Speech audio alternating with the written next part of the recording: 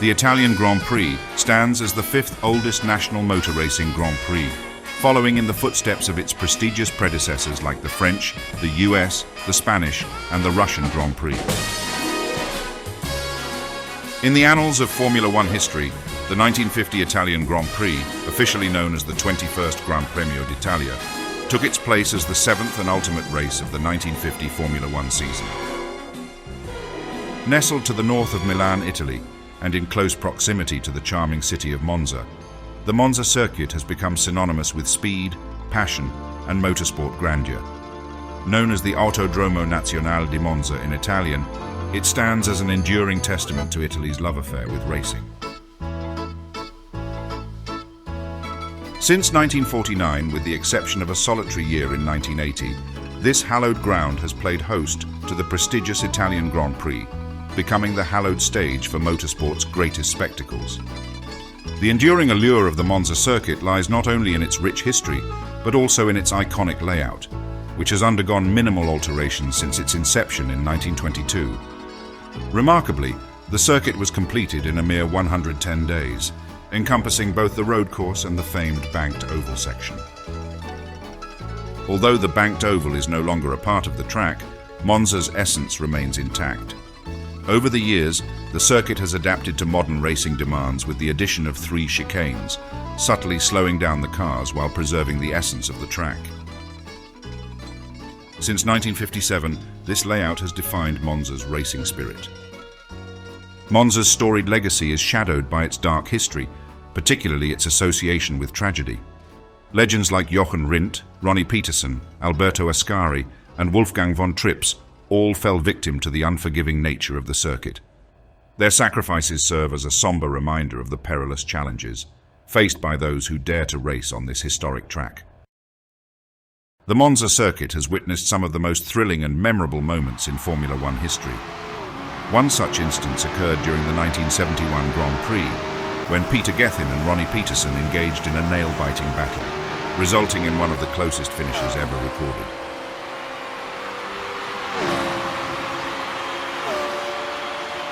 Monza is renowned for its sunny and warm weather, with wet races being a rare occurrence.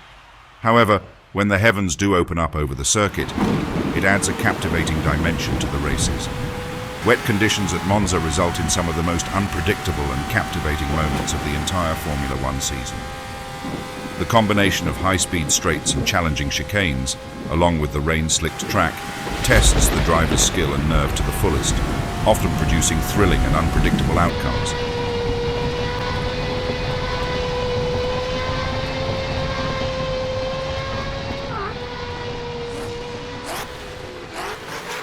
After Juan Manuel Fanjo's victory at the French Grand Prix, the Alfa Romeo team was poised for an intense championship showdown in Monza.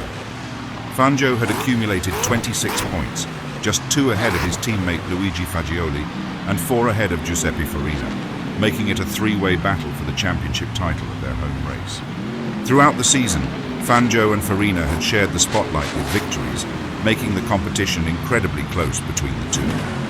Fagioli, despite being consistently slower than his younger counterparts, had proven his worth through remarkable consistency. In preparation for the final race of the season, Alfa Romeo made strategic moves by signing Piero Taruffi and Consalvo Sanesi as their 4th and 5th drivers. As the 1950 Formula One season approached its climax at Monza, the Alfa Romeo team faced perhaps their only true challengers: Enzo Ferrari's Scuderia Ferrari. Ferrari's fortunes had taken a turn with their new 275 model, which proved to be a failure. However, under the guidance of Aurelio Lampredi and the Ferrari design team, they swiftly regrouped and introduced the 375 model, marking Ferrari's renewed hope in the championship battle. In response to the growing competitiveness of Ferrari, Alfa Romeo unveiled their new 159 update for the Alfetta chassis. Gioacchino Colombo, a former Ferrari designer, finally had the opportunity to influence the Alfa Romeo team. These chassis updates were crucial to keeping the aging Alfetta competitive for the 1950 season and beyond. On the other hand, Talbot-Lago, after a disappointing showing at the French Grand Prix, made the decision to withdraw from their works team and their Formula One development efforts. The 1950 season had not been kind to the French manufacturer, leading to their exit from the championship. In a surprising turn of events, Alberto Ascari put the Ferrari 375 in the fight for pole position. Ascari's time was only 2/10 behind the best time set by Juan Manuel Fangio's Alfa Romeo. It was evident that Alfa Romeo had finally encountered a worthy competitor, foreshadowing an intense battle in the upcoming season. Ultimately, it was Fangio who secured pole position, maintaining the Alfa Romeo's dominance by starting at the front for every championship Grand Prix in 1950. Fangio's performance also positioned him favorably for the World Championship. Giuseppe Farina, his closest rival, couldn't match his pace during practice, lagging behind by 2 seconds. Alfa Romeo's test driver, Consalvo Sanesi, displayed his talent by securing the 4th fastest time in the older 158 chassis. However, Luigi Fagioli's championship aspirations took a hit as he could only manage 5th, trailing Fangio by 6 seconds. The first Talbot-Lago, driven by Raymond Sommer, found itself 10 seconds off Fangio's pole time. This emphasized the contrast in competitiveness between the Talbot-Lago T26C and the Alfa Romeo and Ferrari cars. Franco Roll led the Maserati contingent, securing the 9th position, while Robert Manzon delivered an impressive performance, placing his underpowered Simca Gordini in 10th. Trintignant wasn't far behind in 12th place, with Guy Mares's Talbot-Lago splitting the 2 Simca Gordini entries. The stage was set for a fierce showdown at the Italian Grand Prix. The drivers have to compete 80 laps. The complete race length is 504 kilometers.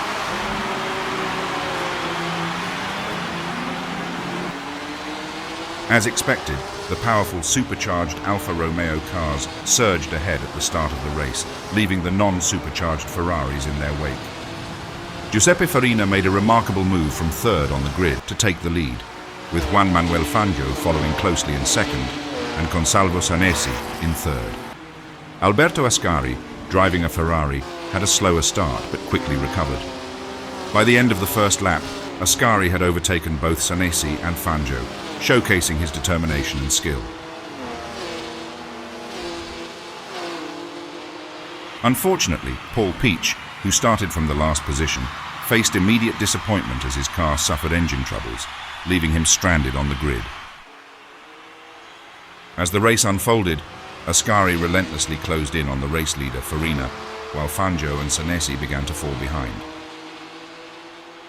Behind them, Luigi Fagioli held 5th place, while the second Ferrari, driven by Serafini, demonstrated its potential by lapping faster than the slowest Alfa Romeo driven by Piero Taruffi in 6th.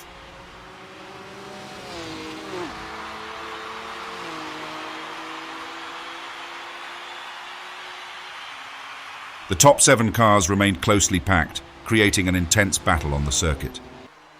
Shortly after the race's commencement, the cars trailing Raymond Sommer's 8th place Talbot-Lago began to lose ground. Franco Roll in 9th maintained the fastest Maserati, followed by Robert Manzon, who displayed another promising performance for Simca Gordini in 10th. Unfortunately, Prince Bira joined the list of retirements after just 1 lap, due to engine failure. Manzon's impressive run came to an end on lap 7, when he encountered transmission issues, further adding to the drama of the race.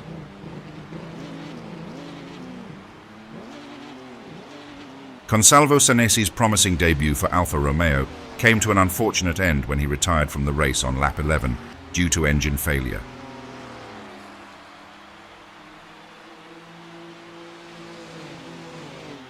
On lap 14, Alberto Ascari made a bold move, taking the lead from Giuseppe Farina's Alfa Romeo.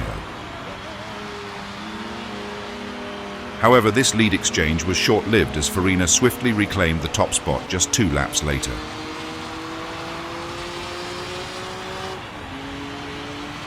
The Maserati team experienced yet another setback on their home turf when Louis Chiron retired his works car due to another engine trouble. Also, Maurice Trintignant's engine gave out, marking the end of the little Simca Gordini's involvement in the race. Despite the challenges, at the front of the race, Ascari continued to shadow Giuseppe Farina's Alfa Romeo. For the first time in the 1950 season, the Alfa Romeo team faced a serious threat. However, to the dismay of Ferrari, on lap 21, Ascari's race also came to an end, this time due to engine issues. In a surprising turn of events, Ascari decided to bring the second Ferrari of Serafini, who was running fifth.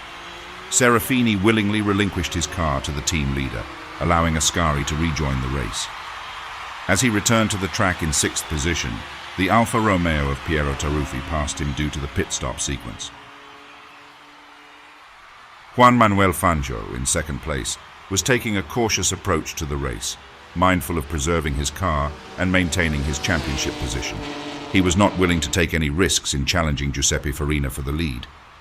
At this point, Fangio remained the championship leader and was primarily focused on securing his position. Just 2 laps after Alberto Ascari's first retirement, Fangio encountered his own engine failure. He returned to the pits and decided to switch to Piero Taruffi's Alfa Romeo, who was running in 5th place. As Fangio exited the pits in Taruffi's car, he found himself behind the 6th-placed Ascari-occupied Ferrari of Serafini, which added to his championship challenge. With Fangio's move to the second Alfa Romeo, the World Championship equation shifted in favor of Farina.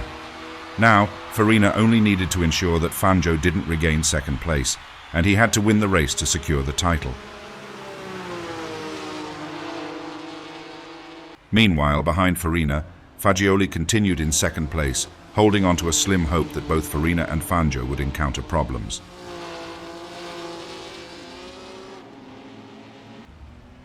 On lap 29, Pierre Levay's race came to an end due to gearbox issues. However, the most significant retirement was that of the Taruffi-driven car, now occupied by Fangio, which suffered engine troubles. This time, with no available cars to take over, Fangio's hopes of the championship were fading. His only remaining chance was for neither Farina or Fagioli to win the race. Giuseppe Farina needed to keep his lead and his car in good condition to secure the title. He enjoyed a comfortable lead of almost a minute over Fagioli in second place, allowing him to approach the finish line with a sense of caution, knowing that the championship was within reach. Luigi Fagioli, having already struggled to maintain a competitive pace, experienced further setbacks in the second phase of pit stops. As a result, the Alfa Romeo driver lost second place to Alberto Ascari, who was piloting the Ferrari. Fagioli, like his teammate Fangio, now had little hope of clinching the championship title. Franco Roll, frustrated by Maserati's lack of competitiveness, withdrew from the race on lap 39. The later stages of the race were relatively uneventful, as Giuseppe Farina maintained a comfortable lead, cruising toward victory and making history as the first world drivers' champion of Formula One. The podium featured the drivers of the shared car between Serafini and Ascari, with Fagioli in third place. Similar to Fangio, Fagioli showed grace in defeat. With this win, Alfa Romeo once again asserted its dominance in 1950, taking a clean sweep of the competition. However, the mighty supercharged 159 faced a serious threat from the Ferrari 375. While Alfa Romeo had dominated the 1950 season, the Ferrari 375 had proven to be continually more competitive, setting the stage for a compelling rivalry in the upcoming seasons. Wow, what a journey through the incredible 1950 Formula One season. We hope you enjoyed the ride as much as we did putting it together. A massive thank you to each and every one of you for joining us on this historic adventure. Your support means the world to us, and if you've enjoyed the video, you're not just a viewer, you're officially part of the Formula One family. So hit that like button, subscribe if you haven't already, and let's keep the engines of nostalgia and passion running.